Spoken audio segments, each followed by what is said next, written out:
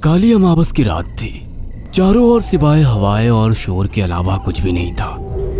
राजन को आज घर लौटने में देर हो गई थी। रात के सन्नाटे को वो अपनी साइकिल से चीरता हुआ चला जा रहा था।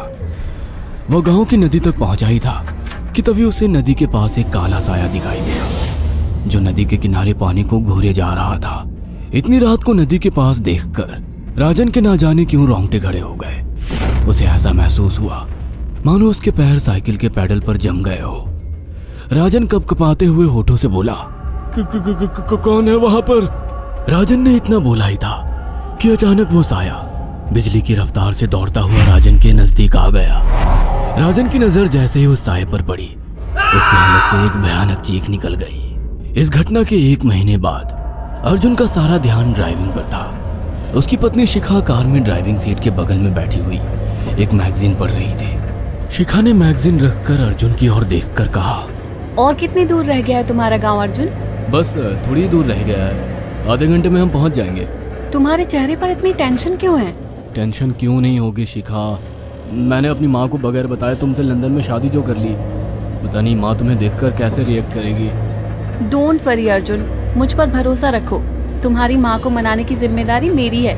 आई होप शिखा ऐसा ही हो। यकीन मानो, अगर ऐसा हुआ ना तो मेरे ऊपर से एक बहुत बड़ा बोझ उतर जाएगा। अब मुस्कुरा भी दो यार। अच्छा, तुम बता रहे थे कि गांव में तुम्हारी बहुत बड़ी हवेली बनी हुई है। कुछ बताओ ना अपनी हवेली के बारे में। अरे 15 मिनट में हम वैसे भी पहुंचने वाले हैं, तुम खुद देख लेना। कुछ ही देर में अर्जुन अपने गांव वीरपुर अपनी हवेली में खड़ा हुआ था। अर्जुन की माँ अर्चना देवी अर्जुन के स्वागत के लिए हवेली के बाहर खड़ी हुई थी। अर्जुन ने दौड़कर अपनी माँ के पैर छुए और डरते हुए बोला, ये शिखा है माँ, मेरी पत्नी। हम दोनों ने लंदन में शादी कर ली। अर्जुन की बात सुनकर अर्चना देवी मुस्कुराकर बोली, कोई बात नहीं बेटा, एक ना एक दिन तो तुझे शादी करनी ही थी। इतना बोलकर अर्चना ने अपनी बहू को गले लगा लिया और वो अंदर आने का इशारा करती हुई वहां से चली गई। अर्जुन को अपनी माँ का ये बिहेवियर देखकर बहुत ज्यादा हैरत हुई। उसे उसकी माँ इस बार बहुत बदली हुई सी लगी।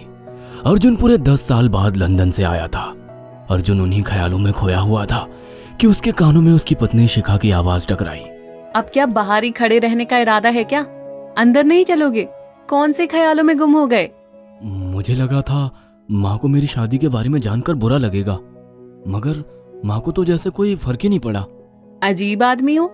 ये तो अच्छी बात है, मुझे मेहनत करने की जरूरत ही नहीं पड़ी। चलो अब अंदर भी चलो। अर्जुन और शिखा अंदर की ओर चले गए। अर्जुन ने देखा कि उसकी हवेली में सन्नाटा पसरा हुआ था। उसे याद था कि उसकी हवेली में बहुत सारे नौकर चाकर हुआ करते थे। डाइनिंग टेबल पर डिनर के दौरान अर्जुन अपनी माँ से जो बोला, वो सुन उसकी पत्नी शिखा और रहस्यमय अंदाज में मुस्कुराकर लगातार देखे जा रही थी। माँ, हवेली के सारे नौकर कहाँ गए? मैंने सबको छुट्टी दे दी बेटा। लेकिन क्यों माँ, तुम्हें तो काम करने में बहुत ज्यादा तकलीफ होती होगी। नहीं बेटा, मुझे कोई तकलीफ नहीं होती। कुछ वक्त से मुझे सुकून और सन्नाटा अच्छा लगता है। अर्जुन इससे पहले अपनी माँ से कुछ कहता कि उसकी माँ ने उसे बोलने से रोक दिया। अर्जुन चुपचाप खाना खाने लगा। खाने के बाद अर्जुन और शिखा बेडरूम में चले गए। अर्जुन बेड पर सोच में लेटा हुआ था कि अचानक शिखा अर्जुन से लिपट गई और वासना का तूफान अपने चरम पर पहुंच गया था। अचानक शिखा को दरवाजे पर 2 लाल लाल आंखें दिखाई दिए। उसे ऐसा लगा जैसे कि कोई उसे देख रहा हो। शिखा ने तुरंत बेड से उठकर अपने कपड़े पहन लिए। क्या हुआ शिखा? अर्जुन, मुझे ऐसा लगा जैसे कोई हम दोनों को देख रहा हो। पागल हो गई हो क्या? हवेली में सन्नाटा पसरा हुआ है, एक भी नौकर चाकर नहीं है। तुम्हें वहम हुआ होगा। तुमने तो सारा मूड खराब कर दिया शिखा, अब सो जाओ। उस रात अर्जुन तो गहरी नींद में सो गया, मगर शिखा की आंखों से नींद कोसों दूर थी। अगली सुबह शिखा जल्दी उठकर किचन की ओर चली गई, मगर उसने देखा कि उसकी सास अर्चना नाश्ता तैयार कर चुकी थी। माँ, आपने तकलीफ क्यों की? मुझे बुला लेती आप। शिखा की बात सुनकर उसकी सास अजीब से अंदाज में शिखा की ओर देखने लगी। उनके देखने के अंदाज में पता नहीं ऐसा क्या था कि शिखा को अपने रोंगटे खड़े होते हुए महसूस हुए। अर्चना धीरे धीरे करीब कदमों से शिखा के करीब आकर बोली, कोई बात नहीं बेटी, तुम्हें अब यहीं रहना है।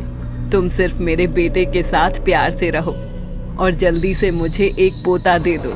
काम की चिंता मत करो, वो सब मैं कर लूंगी। कुछ ही दिनों के बाद अर्चना गर्भवती हो गई।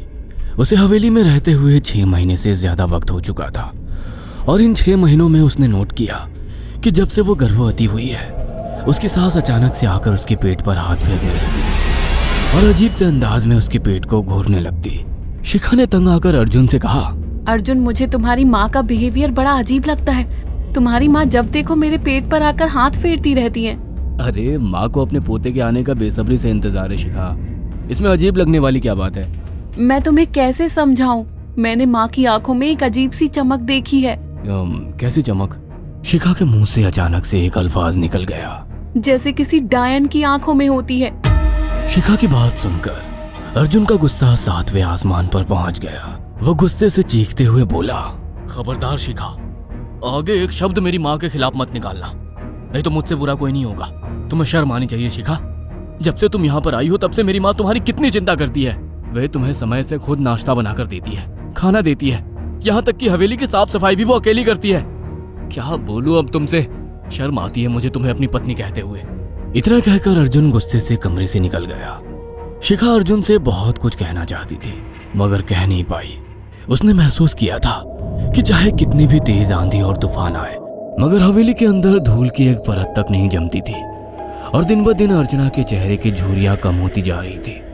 ऐसा लगता था मानो वो जवान हो रही हो। शिखा के अब 9 महीने कंप्लीट हो चुके थे और एक रात अचानक उसे प्रेगनेंसी पेन होने लगे। वो दर्द से तड़पने लगी। ये देखकर अर्जुन घबरा गया। वो दौड़ा दौड़ा माँ को बुलाकर लाया और बोला, माँ, हमें तुरंत शिखा को किसी अच्छे हॉस्पिटल में एडमिट कराना होगा। अर्जुन ने देखा कि उसकी माँ ने उसकी बात को सुना ही नहीं। वो तो बस शिखा के गर्भ की ओर आंखें फाड़ फाड़ कर देखी जा रही थी। अर्जुन एक बार चिल्लाकर कहा, माँ, हमें शिखा को इसी वक्त हॉस्पिटल में एडमिट कराना होगा। नहीं, शिखा की डिलीवरी हॉस्पिटल में नहीं, इसी हवेली में होगी। लेकिन इस हवेली में आपके और मेरे अलावा कोई नहीं है। तभी शिखा दर्द से तड़पने लगी। अर्चना ने अपने बेटे को धक्के देकर कमरे से बाहर निकाल दिया और दरवाजा बंद कर लिया। अर्जुन हक्का बक्का रह गया। अर्जुन दौड़ता हुआ गांव की ओर गया। उसने देखा कि गांव में एक पेड़ के नीचे गांव के सभी बुजुर्ग इकट्ठे थे। उनके हाथों में जलती हुई मशालें थीं।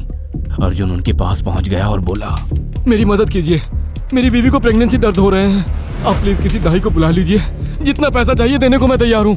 तभी उसके कानों में गांव के सरपंच की आवाज टकराई, बेवकूफ लड़के, तू अपनी बीवी को एक डायन के यहाँ पर मरने के लिए छोड़ आया। क्या कहना चाहते हैं आप? आप जानते हैं आप क्या कह रहे हैं? वही जो तू सुन रहा है। तेरी माँ एक डायन है। इन गांव वालों के हाथों में जो मशाले देख रहा है ना, हम तेरी ही हवेली में आग लगाने जा रहे थे। तेरी माँ ने इस गांव में ना जाने कितने नौजवानों को मार कर खाया है। तेरी माँ एक डायन है।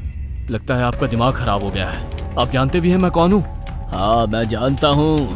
तू ठाकुर धीरेन्द्र प्रताप का बेटा है। तेरे पिता को शक हो गया था कि तेरी माँ एक डायन है, इसीलिए उन्होंने तुझे हमेशा उससे दूर रखा। पहले तेरी माँ ने तेरे पिता को मारा और धीरे धीरे करके वह हवेली के सारे नौकरों को मार कर खा गई और फिर गांव वालों को भी मारने लगी। और अब तो तेरे होने वाले बच्चे को खाएगी, क्योंकि डायन को नवजात शिशु का मांस खाना बहुत पसंद होता है। अगर मेरी बात पर यकीन नहीं है तो चलकर मेरे साथ तो खुद अपनी आंखों से देख ले।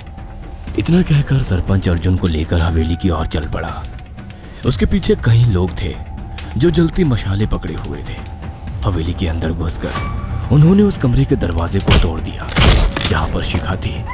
कमरे का मंजर देखकर अर्जुन के रोंगटे खड़े हो गए। उसने देखा कि उसकी माँ एक बेहद भयानक रूप में उसके बच्चे का मांस खा रही थी और उसकी पत्नी शिखा फर्श पर मरी हुई पड़ी थी और पूरा फर्श खून से लाल था। अर्जुन को अपनी आंखों पर यकीन नहीं आ रहा था कि तभी उसकी माँ उसके ऊपर झपटी। सरपंच ने चीखकर कहा, अरे इस डायन को आग लगा दो, जिंदा जला दो इसे और साथ ही साथ इस हवेली को भी। सभी लोगों ने जलती हुई मशाले डायन के ऊपर फेंक दी। देखते ही देखते डायन दर्द से चीखने और चिल्लाने लगी और कुछ ही देर में वो जलकर राख हो गई। हवेली में आग लगते ही सभी लोग अर्जुन को खींचकर बाहर ले आए। अगले दिन अर्जुन अपनी पत्नी की यादें साथ लेकर आंखों में आंसू लिए दोबारा लंदन वापस चला गया।